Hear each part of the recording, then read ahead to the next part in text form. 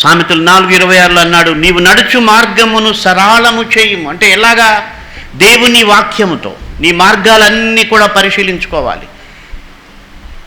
వాక్యముతో సరళము చేసుకోవడం. గమనించండి, ఇంటిని శుభ్రం చేయాలంటే పరకను ఇప్పుడున్న టెక్నాలజీలో మరి రకరకాల మిషన్స్ కూడా ఉన్నాయి. అయితే బైబిల్ ఎప్పటికీ చెప్పేదంటే మనిషి తన జీవితాన్ని బాగు చేసుకోవాలంటే కేవలం దేవుని యొక్క వాక్యం మాత్రమే. కాబట్టి నీవు నడుచు మార్గమును సరళము చేయము, అప్పుడు నీ మార్గములన్నీ స్థిరములగును.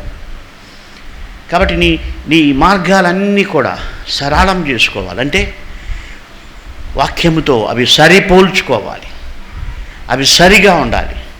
నీ తల్లిదండ్రులను నువ్వు గౌరవిస్తున్నావా? ఆ మార్గం ఎలా ఉంది?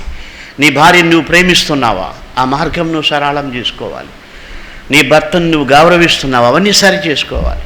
పిల్లలు విధేయత చూపిస్తున్నారు, ఇవి సరి చేసుకున్నప్పుడు ఆ వ్యక్తులు వారి జీవితాల్లో స్థిరపరచబడతారు.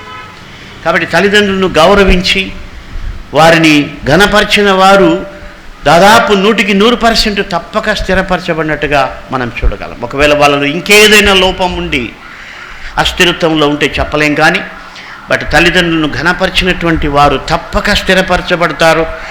వారిని దేవుడు ఆశీర్వదిస్తాడు. అది దేవుని యొక్క వాక్యంలో కూడా స్పష్టంగా మనకు కనిపిస్తుంది.